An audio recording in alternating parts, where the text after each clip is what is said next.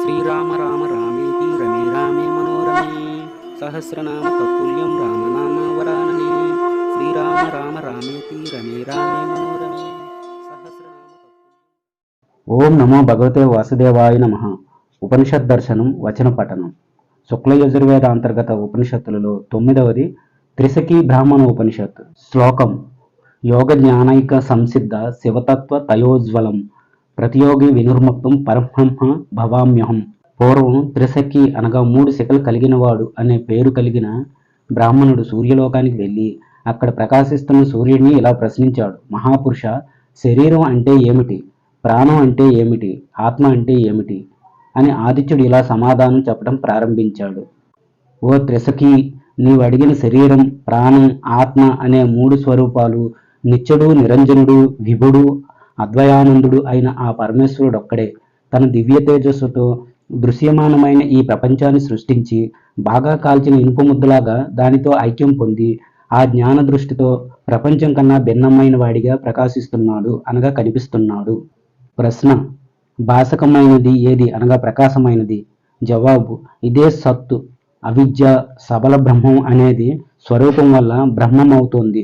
ముందుగా సబల బ్రహ్మం నుంచి అవ్యక్తం పుట్టింది. అవ్యక్తం నుంచి మహత్తు, మహత్తు నుంచి అహంకారం, అహంకారం నుంచి పంచతన్మాత్రులు, ఆ పంచతన్మాత్రల నుంచి పంచమహాభూతాలు, ఆ పంచమహాభూతాల నుంచి ఈ సకల జగత్తు ఆవిర్భవించింది.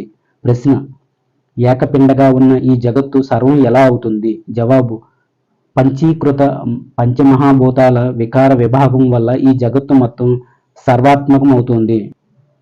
ప్రశ్న: పిండాత్మకమైన ఏక జగత్తులో భూత వికార విభాగం ఎలా కలిగింది? జవాబు: ఆయా కార్యకారణ భేద రూపాల వల్ల పృథివ్యాది పంచభూత విభాగం, ఆకాశాది అంశ, శ్రోత్రాది తత్వభేదాల వల్ల ఆ అంశం, తత్వాధికాల అభిధాన అభిధేయాల వల్ల అనేకమైన విభాగాలు ఉండటం వల్ల సాధ్యమే అవుతుంది. ఏకంగా అనగా ఒకటిగా ఉన్న అవిద్యాపిండంలో అంటే ప్రపంచంలో భూత భౌతిక వికార విభాగాల ఉపపన్నమే అవుతాయి. ఇక్కడ ఆకాంక్షాలు అంటే అంతఃకరణములైన మనస్సు, బుద్ధి, చిత్తం, అహంకారం.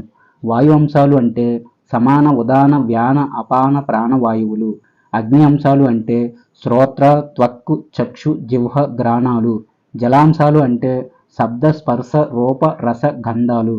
పృథ్వీ అంశాలు అంటే ఏక, పాణి, పాద, పాయు, ఉపస్థులు. వీటితో పాటు జ్ఞాన, సంకల్ప, నిశ్చయ, అనుసంధాన, అభిమానాలు అనేవి కూడా ఆకాశ కార్యాలు.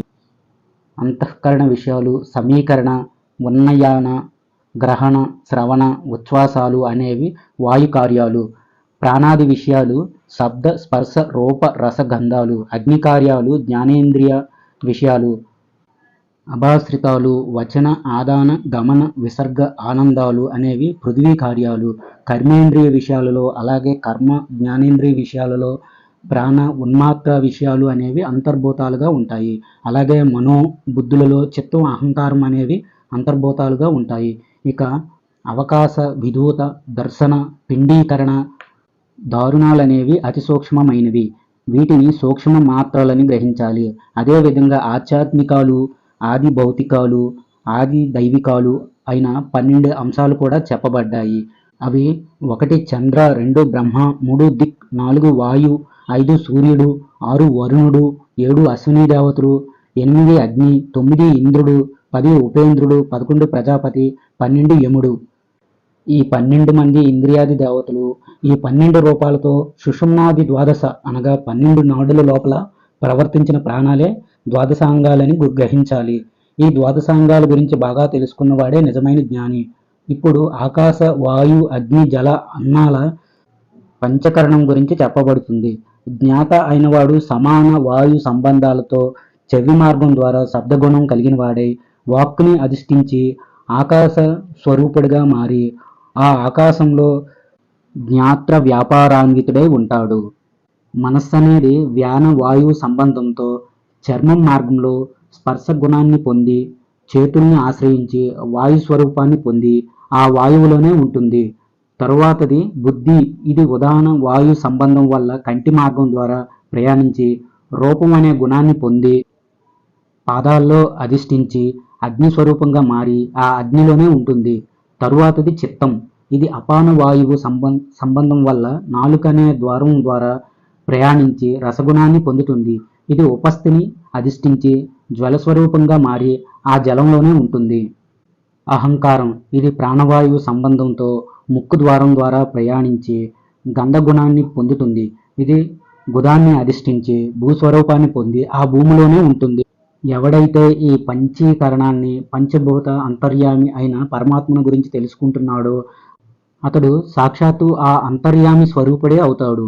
ఇక్కడ అంతఃకరణం, వ్యానం, వాయువు, కళ్ళు, రసం, పాయువు అనే శబ్దాల వల్ల ఆకాశ, వాయు, అగ్ని, జలం అనే భూతాలు పరిగ్రహించబడుతున్నాయి.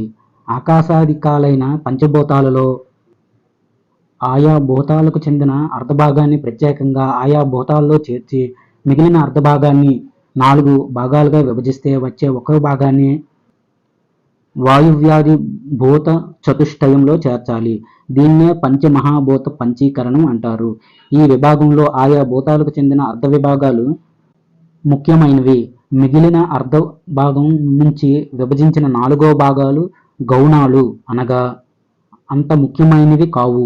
ఈ విధంగా పంచమహాభూతాల్లో చేరిన వాటి అర్ధభాగాలు రెండో అర్ధభాగంలో నుంచి భాగించబడ్డ 4 భాగాలు అనుక్రమంగా ఒకదానితో ఒకటి ఆశ్రయించి ఉన్నాయి. ఈ భూమి పంచభూతాత్మకమైంది. చైతన్యంతో నిండిన ఈ భూమి నుంచే ఓషధులు పుడుతున్నాయి. చైతన్యవంతమైన ఆ ఓషధుల నుంచే అన్నం పుడుతుంది. ఆ అన్నం నుంచే 4 విధాలైన ప్రాణులు పుడుతున్నాయి. చైతన్యంతో నిండిన ఆ అన్నం నుంచే రస, రక్త, మాంస, మేధస్సులు, అస్థి, మజ్జ, శుక్లాలు, ధాతువులు పుట్టాయి. అయితే కొందరు శుక్లశోణితాల సంయోగం వల్లనే ప్రాణులు పుడుతున్నారని చెబుతారు. అలా ఆవిర్భవించిన ప్రాణ సముదాయంలో అన్నమయ పిండం అనేది ప్రాణుల నాడీ మండలం మధ్యలో ఉంటుంది. మానవుడి హృదయ కోసం ఒక పద్మంలాగా నాళంతో సహా ఉంటుంది. ఆ హృదయ కోశాన్ని ఆశ్రయించుకొని సత్వంతో అంతర్వత్నులైన దేవతలు ఉంటారు. అసలు ఈ హృదయ కోశానికి మూల కారణం ఏందంటే మోహరూపం, జడత్వం, జ్ఞానంతో నిండిన తమః పిండం అనగా చీకటి పిండం. అది మనస్సుని, కంఠాన్ని ఆశ్రయించి ఉంటుంది. అజ్ఞానంతో నిండిన మనస్సుతో నిజమైన మనస్సు కూడా మిళితమై ఉంటుంది.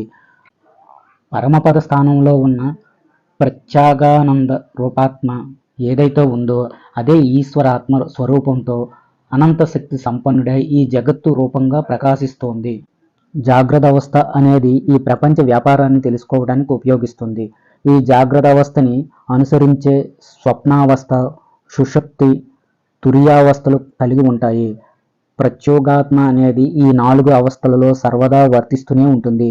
ఒక గొప్ప పండులో ఉన్న రసం ఆ పండంతా ఎలా నిండి ఉంటుందో అదేవిధంగా అన్నమయ కోశంలో మిగిలిన ప్రాణమయాది కోశాలన్నీ వ్యాపించి ఉన్నాయి.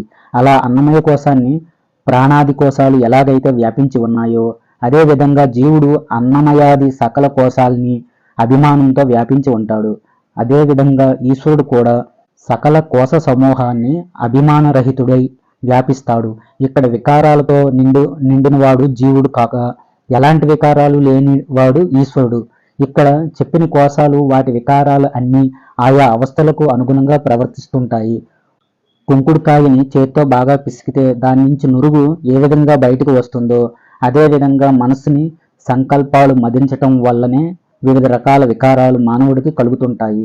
ఈ విధంగా మనస్సు సంకల్పించటం వల్ల పుట్టిన వివిధ కర్మల చేత కర్త అయిన జీవుడు ఆ మనస్సంకల్పితమైన సంసార పాశం చేత బంధించబడి దుఃఖ పరంపరల్ని అనుభవిస్తుంటాడు. ఎప్పుడైతే ఈ జీవుడు ఆత్మజ్ఞానం వల్ల అజ్ఞానాన్ని, దానితో చేసే కార్యాలని వదులుతాడో అప్పుడే అతడికి భ్రాంతి నశిస్తుంది. తద్వారా అతడు సుఖాన్ని అనుభవిస్తాడు. కామ సంకల్పాలతో కర్మల్ని ఆచరించటం వల్ల అహంకారం, అభిమానం కలిగి దక్షిణ మార్గంలో ప్రవేశించిన సదాశివుడు జీవుడవుతాడు. అలా జీవుడే ఈ వాసనలన్నీ అనుసరించి వివిధ రకాల యోనుల్లో జన్మిస్తూ మరణిస్తూ సుఖదుఖాలని అనుభవిస్తుంటాడు. పెద్ద చేప ఒక నదిలోని 2 తీరాల్లో ఎలా సంచరించగలుగుతుందో అదేవిధంగా విమోచన కలిగేంత వరకు జీవుడు కూడా సంచరిస్తూనే ఉంటాడు. ఆ తరువాత కాలక్రమంలో ఆత్మజ్ఞాన వివేకం వల్ల ఉత్తరాభిముఖంగా ప్రయాణించి యోగశాస్త్రంలో చెప్పిన ప్రసిద్ధ ఆసనంలో కూర్చొని తన ప్రాణాన్ని సుషుమ్న మార్గం ద్వారా సహస్ర మూలానికి చేర్చి యోగం ద్వారా ఆ పరబ్రహ్మని చేరుకుంటాడు. యోగం చేయటం వల్ల జీవుడికి ఆత్మజ్ఞానం కలుగుతుంది. మంచి జ్ఞానం వలనే యోగాభ్యాసం కుదురుతుంది. ఇలా యోగ జ్ఞానాన్ని పొందినవాడు నశించడు. తన దృష్టికి కనిపించిన అన్ని వికారాలలో ఆ పరబ్రహ్మనే అనగా శివుడినే చూస్తుండాలి. అలా చూస్తూ చూస్తూ ఈ సర్వం బ్రహ్మమే అన్న దృఢమైన భావం కలిగినప్పుడు తాను చూసిన వికారాలన్నీ ఆ పరబ్రహ్మలో లేవన్న నిశ్చయ జ్ఞానం కలుగుతుంది. అధికారి కానివాడికి యోగం కానీ జ్ఞానం కానీ లభించదు. అందుకని యోగి కావాలనుకున్నవాడు తీవ్ర అభ్యాసంతో తన ప్రాణాలని ఇంద్రియాలని నిరోధించాలి. తీవ్రమైన ధారణతో తనకు కలిగిన సంకల్పాలని పదునుగల కత్తితో ఖండించినట్టు ఖండించాలి. ముందు చెప్పబోయే యమనియమాది అష్టాంగ సాధనోపాయాలలో ప్రాణాయామమైన వృత్తిని యోగ సిఖి అంటారు. యోగం అనేది ఒకటి జ్ఞానయోగం, రెండు కర్మయోగం అని రెండు విధులుగా చెప్పబడింది. ఇక్కడ ముందుగా కర్మయోగం గురించి చెప్పబడుతుంది. యోగం అంటే సంకల్పరహితంగా ఉంచుకున్న మనసుని ఒకానొక విషయంతో సంబంధాన్ని చేయటమే యోగం. చేయదగిన మంచి కర్మల్ని తన కర్తవ్యంగా భావించి చేయటమే కర్మయోగం అవుతుంది. తన చిత్తాన్ని శ్రేయ మార్గంలో లగ్నం చేయటమే జ్ఞానయోగం. ఈ జ్ఞానయోగం సర్వసిద్ధికరం, మంగళప్రదం అవుతుంది. కర్మ జ్ఞాన యోగాలు రెండు ఉపేయాలు. ఉపాయం అంటే సాధనం, ఉపేయం అంటే పొందదగింది అని. ఇక్కడ జ్ఞానయోగం పొందదగినదైతే దానికి సాధనం కర్మయోగం అవుతుంది. ఎవరికి మనసులో కర్మ జ్ఞాన యోగాలు రెండు ఎల్లప్పుడూ లగ్నమై ఉంటాయో అతడు శ్రేయస్సు రూపంలో మోక్షాన్ని పొందుతాడు. ఒకటి యమం, శరీరం మీద ఇంద్రియాల మీద వైరాగ్యాన్ని కలిగి ఉండటం. రెండు నియమం, నిరంతరం పరమాత్మతత్వం మీద అభిలాష కలిగి ఉండటం. మూడు ఆసనం, కనిపించే అన్ని వస్తువుల మీద ఉదాసీన భావాన్ని కలిగి ఉండటం. నాలుగు ప్రాణాయామం, ఈ జగత్తు మొత్తాన్ని ఒక మిజ్జిగా భావించటం. ఐదు ప్రత్యాహారం, తన చిత్తాన్ని అంతర్ముఖం చేయటం. ఆరు ధారణ, మనస్సును నిశ్చలంగా ఉంచటం. ఏడు ధ్యానం, ఆ పరబ్రహ్మే నేను చిన్మాత్రుడిని అని భావించటం. ఎనిమిది సమాధి, ధ్యానాన్ని పూర్తిగా విస్మరించటం. వీటిని అష్టాంగ యోగ మార్గాలు అని అంటారు. ఒకటి అహింస, సత్యం, దొంగతనం చేయకపోవటం, బ్రహ్మచర్యం, దయ, ఆర్జవం, క్షమ, ధైర్యం, మితాహారం, శౌచం అనే ఈ 10 లక్షణాలని యమం అంటారు.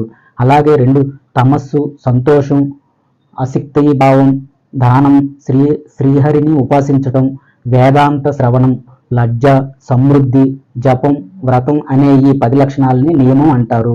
ఆసనాలు, వీటిలో 17 ముఖ్యమైనవి. ఒకటి శస్త్రికాసనం, తన కుడి పాదాన్ని ఎడమ కాలు పిక్కతో తొడకు మధ్య భాగంలో ఉంచి కూర్చోవటాన్ని శస్త్రికాసనం అంటారు. రెండు గోముఖాసనం, తన కటి ప్రదేశానికి క్రిందగా ఎడమ కాలు మడమని కుడివైపుకి, కుడి కాలు మడమని ఎడమ వైపుకి ఉంచి మోకాలు ఉంచి భ్రూమధ్యంలో చూస్తూ ఉండటం. మూడు వీరాసనం, ఒక తొడ మీద ఒక పాదాన్ని, మరొక పాదాన్ని మరో తొడ మీద చేర్చి తలను వంచకుండా నిటారుగా కూర్చోవటం. నాలుగు యోగాసనం, మూలాధారానికి రెండు వైపులా రెండు కాళ్ళు మడమల్ని కుడి మడమ ఎడమ కాలు వైపు, ఎడమడమని కుడి వైపు చేర్చి తల వంచకుండా నిటారుగా కూర్చోవటం. ఐదు పద్మాసనం, కుడి పాదాన్ని ఎడమ తొడ మీద, ఎడమ పాదాన్ని కుడి తొడ మీదకి చేర్చి రెండు చేతుల్ని వీపు వైపు నుంచి తిప్పి కుడి చేతి బ్రొటన వేలు చూపుడు వేలుతో, కుడికాలి బ్రొటన వేలుని ఎడమ చేతి చూపుడు బ్రొటన వేలుతో ఎడమకాలి బ్రొటన వేలిని పట్టుకోవాలి. ఆరు బద్ధ పద్మాసనం, పద్మాసనంలో కూర్చొని తన గడ్డాన్ని రొమ్ముకి తాకించి భ్రూమధ్యంలో దృష్టిని నిలిపి శరీరాన్ని స్థిరంగా ఉంచటం.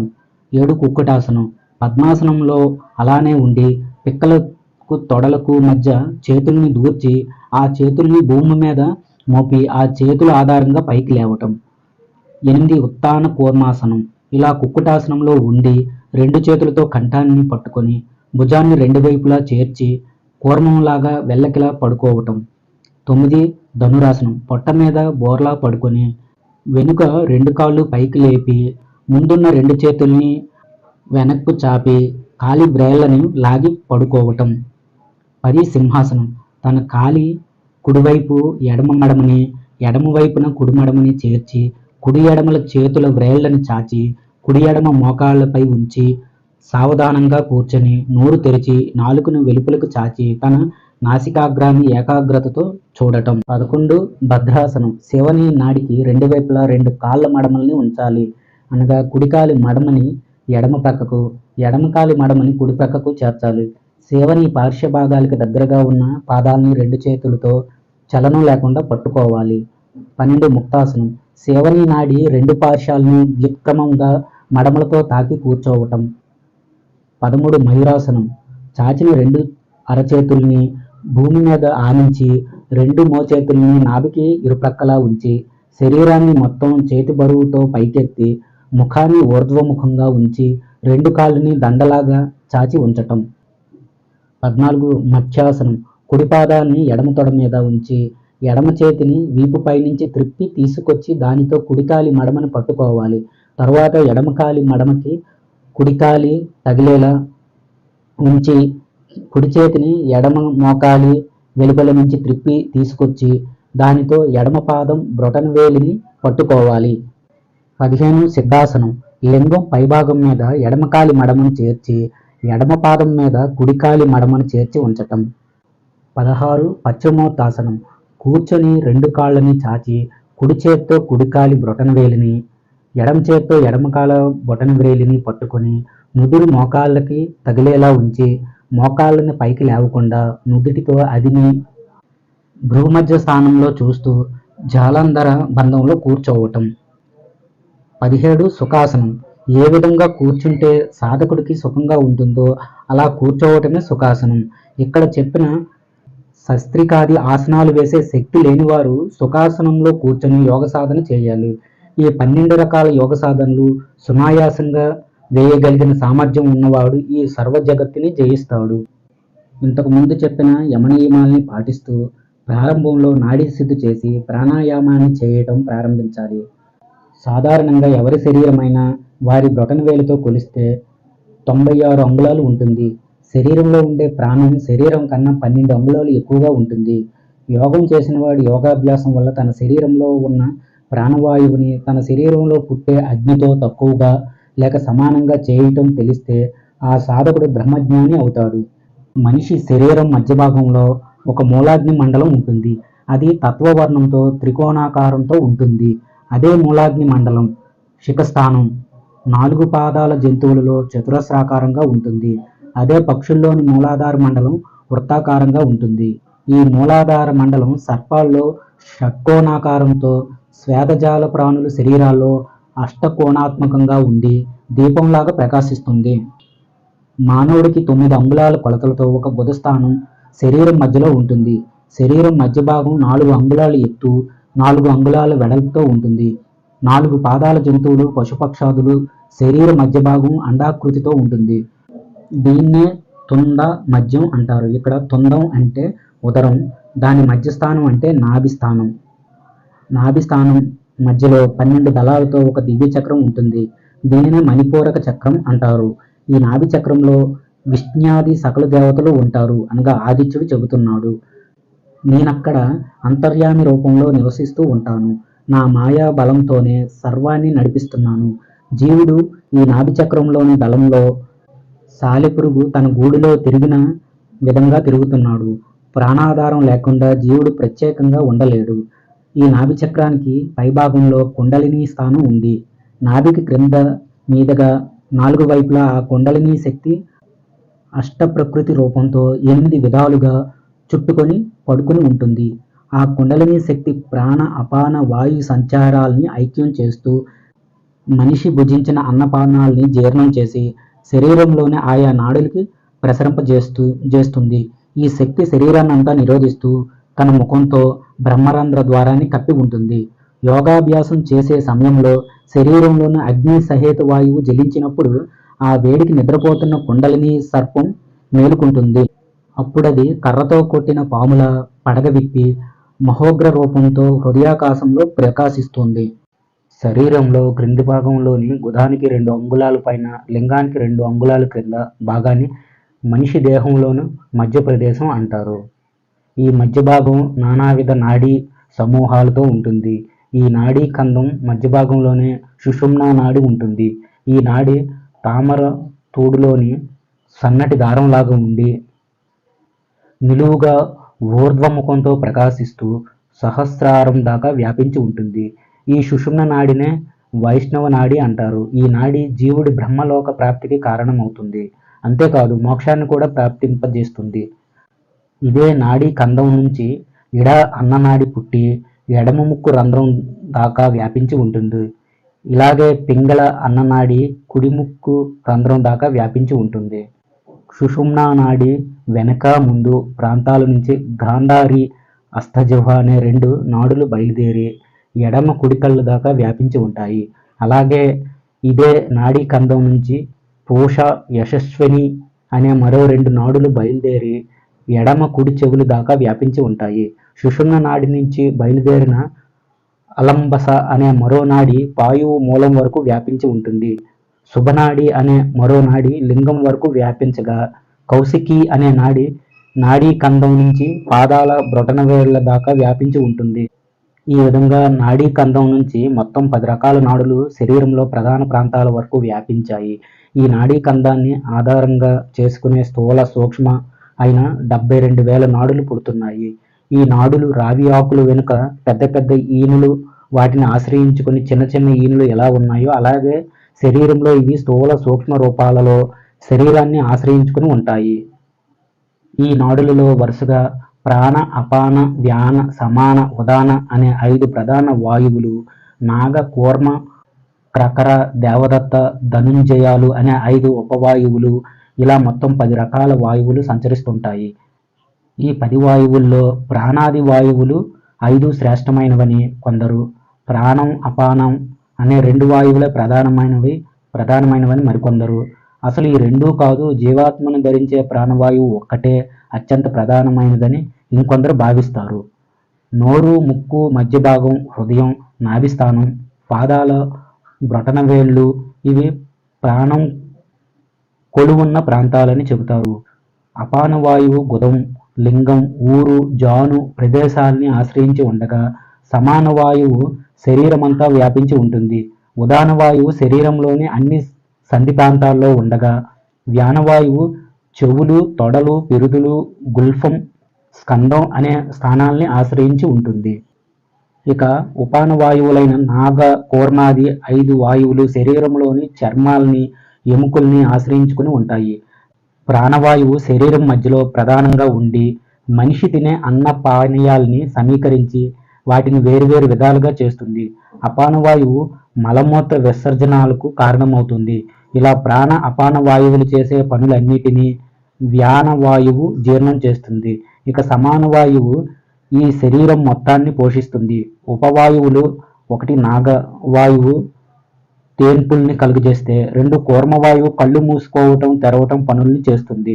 3 ప్రఖరవాయువు తుమ్ముల్ని, దగ్గుల్ని కలుగజేస్తే 4 దేవదత్త వాయువు నిద్రాది కార్యాల్ని చేస్తుంది. 5 ధనుంజయ నాడి మరణించిన వ్యక్తి శరీరాన్ని ఉబ్బేలా చేస్తుంది. సాధకుడు ఈ విధంగా నాడీ స్థానాల భేదాలు, ఆయా ప్రాణాది వాయువుల భేదాలు, అవి ఉండే స్థానాలు, ఆ వాయువులు చేసే కార్యాలు తెలుసుకున్న తర్వాత ఆ నాడుల శుద్ధి కోసం తగిన కర్మల్ని ఆచరించాలి. ఏకాంతమైన ప్రదేశంలో ఒక ఆశ్రమాన్ని ఏర్పాటు చేసుకుని ఆ ఆశ్రమంలో చెక్కతో నిర్మించిన ఆసనం వేసుకోవాలి, అంటే పెద్ద పీట. ఆ ఆసనం మీద మరీ ఎత్తు వెడల్పు లేని దర్భాసనం, దానిపైన మెత్తటి వస్త్రం పరుచుకొని తనకు వీలైన ఆసనంలో కూర్చుని యోగాభ్యాసానికి ఉపక్రమించాలి. స్థిరమైన ప్రశాంతమైన మనసుతో కనుబొమ్మల మధ్య దృష్టిని నిలిపి 2 దంతాలని తాకకుండా నాలుకని తాలువలో ఉంచి స్వస్థ చిత్తంతో నిరామయుడై యోగముద్రతో కొంచెం తలను వంచి చిన్ముద్రని ధరించి ప్రాణాయామ అభ్యాసం చేయాలి. రేచక పూరకాలతో ముందుగా వాయు శోధనం చేయాలి. రేచకం, పూరకం, అంతఃకుంభకం, బాహ్య కుంభకం అనే ఈ 4 కలిపి చేసేదాన్ని ప్రాణాయామం అంటారు. ముందుగా కుడి చేతి వ్రేళ్లతో ఎడమ నాసిక రంధ్రాన్ని మూసి మెల్లగా కుడివైపు ఉన్న పింగళా నాడితో లోపలున్న ప్రాణవాయువునంతా బయటికి వదలాలి. తరువాత కుడి నాసికని మూసి ఎడమవైపున్న ఇడానాడి ద్వారా 16 మాత్రల కాలం వాయువు పూరించి 64 మాత్రల కాలం దాన్ని కుంభకంలో ఉంచాలి. తిరిగి ఆ నాడితో రేచనం చేయాలి. ఈ విధంగా చాలాసార్లు అనుక్రమంగా ఉత్క్రమంగా ప్రాణాయామాన్ని ఆచరించాలి. ఒక కుండలో నీళ్లు నిండుగా పోసిన విధంగా సాధకుడు వాయువుతో తన శరీరాన్నంతా నింపేయాలి. అలా శరీరం మొత్తం గాలిని నింపటం వల్ల లోపలున్న నాడులన్నీ గాలితో నిండిపోతాయి. తద్వారా 5 ప్రధాన వాయువులు 5 ఉపవాయువులుగా చక్కగా చలిస్తుంటాయి. ఈ విధమైన ప్రాణాయామం ద్వారా సాధకుడి హృదయ కమలం కూడా చక్కగా వికసిస్తుంది. అలా వికసించిన హృదయ కమలంలో కల్మషరహితుడై వెలుగొందే పరమాత్మని సాధకుడు దర్శించాలి.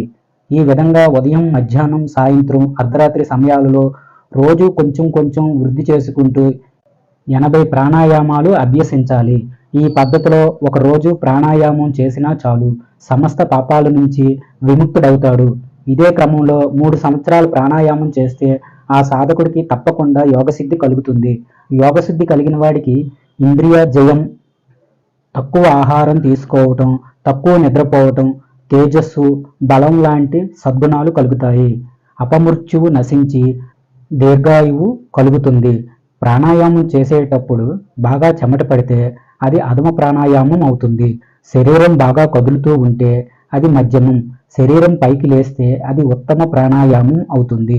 అధమ ప్రాణాయామం చేయటం వల్ల వ్యాధులు, పాపాలు నశిస్తాయి. మధ్యమ ప్రాణాయామం వల్ల మహాపాపాలు, మహారోగాలు నశిస్తాయి.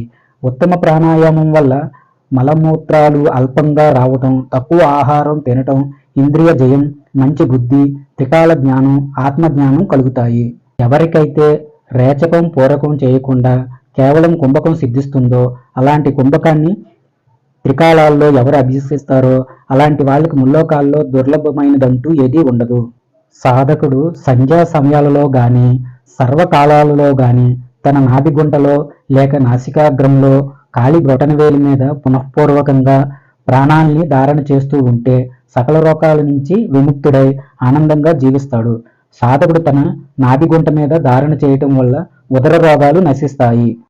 నాసాగ్రం మీద ప్రాణధారణ చేస్తే శరీరం సన్నబడుతుంది, ఆయుర్వృద్ధి కలుగుతుంది. ప్రతిరోజు బ్రహ్మీ ముహూర్తంలో నాలుకతో వాయువుని ఆకర్షించి కుంభకాన్ని అభ్యాసం చేస్తే 3 నెలలకి గొప్ప వాక్శుద్ధి లభిస్తుంది.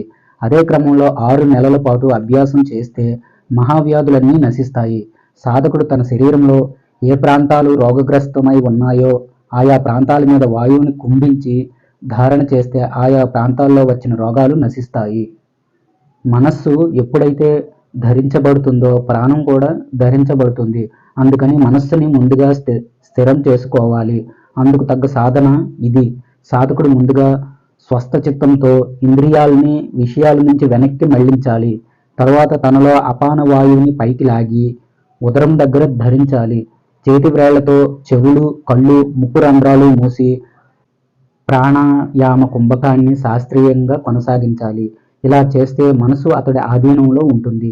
మనసు ఆధీనంలో ఉండటం వల్ల ప్రాణం కూడా స్వాధీనం అవుతుంది. శరీరంలో ఇడ, పింగళ, సుషుమ్న అనే 3 ప్రధాన నాడులు సంచరిస్తుంటాయి. వీటిలో సంఖ్యని వివరంలో సుషుమ్న నాడిలో మాత్రమే యోగీశ్వరులైన వారికి వాయువు సంచరిస్తుంటుంది. ఇతరులకు పింగళ, ఇడ నాడుల్లో మాత్రమే ప్రాణ సంచారం జరుగుతుంది. ఈ విధంగా మానవులకి యావజ్జీవితం ప్రాణవాయువు వారిలో సహజంగా సంచరిస్తూనే ఉంటుంది. ఈ విధంగా ప్రాణాయామాన్ని అభ్యాసం చేసే సాధకుడు క్రమంగా వాయువుని జయించి సాధన చిత్తంతో అహో, రాత్ర, పక్ష, మాస, ఋతు, అయినాది కాలం గురించి అంతర్ముఖుడై తెలుసుకోవాలి. అదేవిధంగా అష్టాంగాది అనగా బొటనవేలు అవయవాల మీద స్ఫురణ లేకపోవటం లాంటి సూచనల వల్ల తనకు అవసాన కాలం సమీపించిందని తెలుసుకొని మోక్షప్రాప్తి కోసం ఇంకా తీవ్రమైన సాధన చేయాలి. ఎవరికి చేతి బొటనవేలు, కాలి బొటనవేలు మీద స్ఫురణ నశిస్తుందో అలాంటి వారికి 1 సంవత్సరం కన్నా అధికంగా ఆయుష్ ఉండదని గ్రహించాలి. చేతి మణికట్టు మీద, గుల్ఫం మీద స్ఫురణ నశిస్తే 3 నెలలు మాత్రమే జీవిస్తాడు.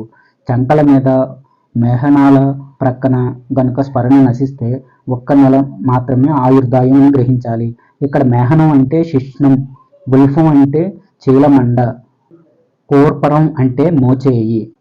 సత్వదర్శనం వల్ల 15 రోజులు, జటకం మీద స్ఫురణ పోతే 10 రోజులు, మినుగురు పురుగుల్లాంటి కాంతి నిరంతరం కనిపిస్తూ ఉంటే 5 రోజులు మాత్రమే వారి ఆయుర్దాయం అని తెలుసుకోవాలి. అలాగే తన నాలుక కొస కనిపించకపోతే 3 రోజుల్లో, తన కళ్ళకి ఊరికే మండుతున్న జ్వాలలు కనిపిస్తే 2 రోజుల్లో ఆయుష్ ముగుస్తుందని సూచన. పై తెలిపిన విధంగా అరిష్ట సూచనలను గమనించి తన జీవితం ముగియబోతుందని గ్రహించి ఆ సాధకుడు మోక్షం కోసం ప్రయత్నించాలి. నిశ్చలమైన మనసుతో పరమేశ్వరుడిని ధ్యానించిన వాడు ఆయన రూపాన్నే పొందుతాడు. ప్రత్యాహారం శరీరంలో ఉండే అష్టాదశ అంటే 18 మర్మస్థానాల్లో ధరించిన ప్రాణవాయువుని ఒక చోటు నుంచి మరొక చోటుకు చేర్చటం, ఆరోహణ అవరోహణం అనగా పైకి క్రిందకిగా ఆకర్షించటం చేయటాన్ని ప్రత్యాహారం అంటారు. ఇప్పుడు అష్టాదశ అనగా 18 మర్మస్థానాల వివరాలు చెప్పబడుతున్నాయి. 1 పాదాల బొటన వ్రేళ్ళు, 2 గొల్ఫం అంటే చీల మండ, 3 పిక్కలు, 4 తొడల మధ్య ప్రాంతం, 5 తొడల మూల ప్రాంతం, 6 వాయువు, 7 హృదయం, 8 లింగం, 9 నాభి, 10 కంఠకోర్పరం, 11 తాళుమూలం, 12 ముక్కుమూలం, 13 కంటిలోని గోళాలు, 14 భ్రూర్ మధ్య ప్రదేశం, 15 నుదురు, 16 జానువులు, 17 ముహూర్తం, 18 కరమూలం అనేవి ఈ 18 స్థానాలు శరీరంలో ఉన్న పంచభూతాలలో యమనియమాదులతో సంస్కరించబడ్డ మనస్సును స్థిరంగా ఉంచడమే ధారణ అంటారు.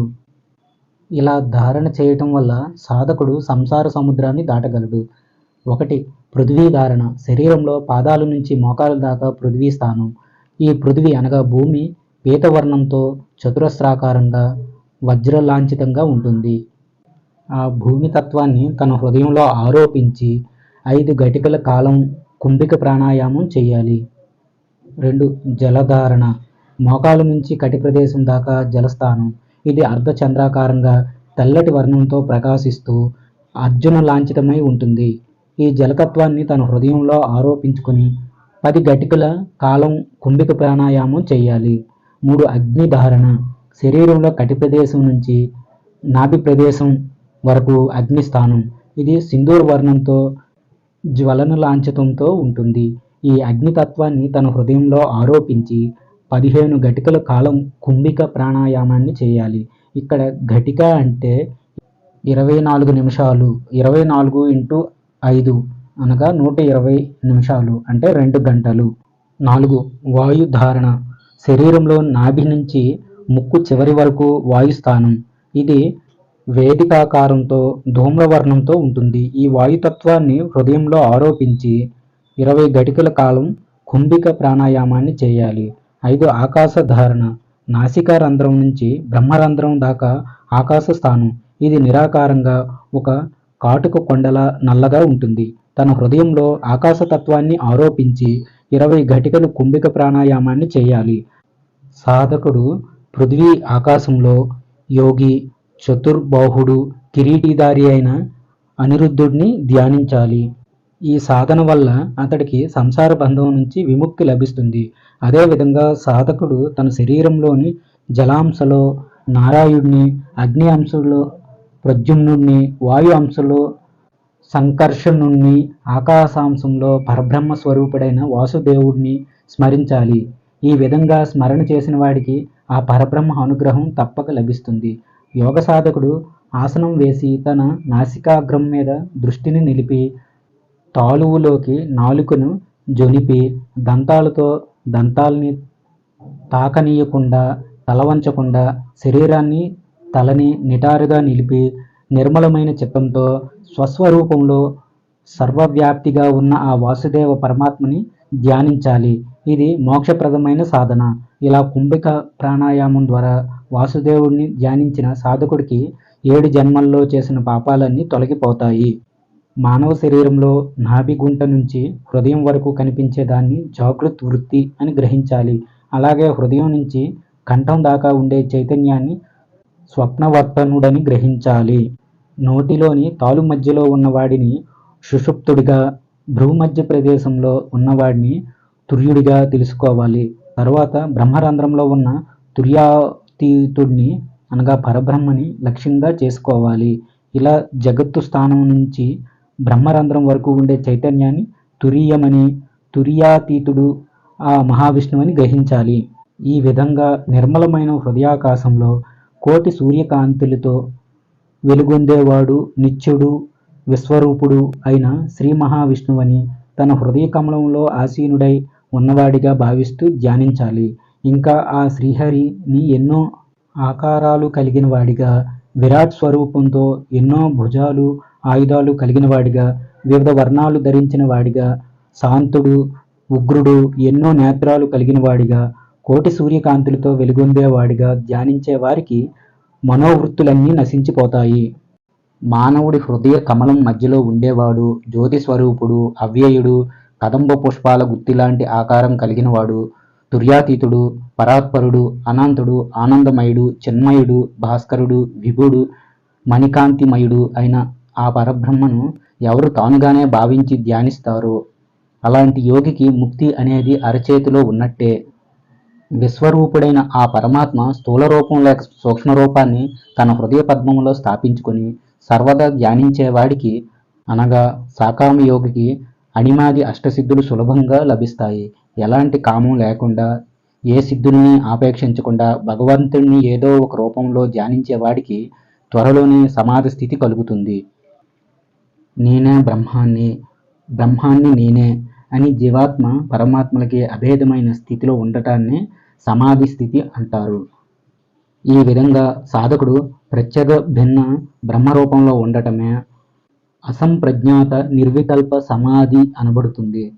ఈ నిర్వికల్ప సమాధి బలంతోనే సాధకుడు స్వయంగా పరబ్రహ్మ స్వరూపుడవుతాడు. ఈ విధంగా యోగి అయినవాడు తత్వాన్ని శోధించి నిస్పృహ మనస్సుతో బ్రహ్మాన్ని పొందుతాడు. కట్టెలు లేని అగ్ని ఏ విధంగా త్వరగా చల్లారిపోతుందో అదేవిధంగా నిత్యయజ్ఞానంతో కూడిన మనస్సు, ప్రాణం అనగా జీవుడు శుద్ధ సత్వస్వరూపుడై ఆ పరమాత్మలో లీనమై నీళ్లలో పడ్డ ఉప్పు కరిగిపోయిన రీతిగా తన జీవభావాన్ని వదిలి బ్రహ్మభావాన్ని పొందుతాడు. అలా పొందిన బ్రహ్మజ్ఞానికి ఒకప్పుడు ఈ ప్రపంచం ఉన్నది అన్న స్ఫురణ కలిగితే అతడి ప్రపంచాన్ని ఒక కలలాగా భావిస్తాడు. ఇలా ప్రపంచ జ్ఞానం లేని యోగి స్వభావ నిశ్చయం పొంది సుషుప్తిలో ఉంటాడు. అతడే చివరికి నిర్వాణ పదం అనే కైవల్యాన్ని పొందుతాడు. త్రిశకీ బ్రాహ్మణోపనిషత్తు సమాప్తం. స్వస్తి. జై శ్రీరామ్.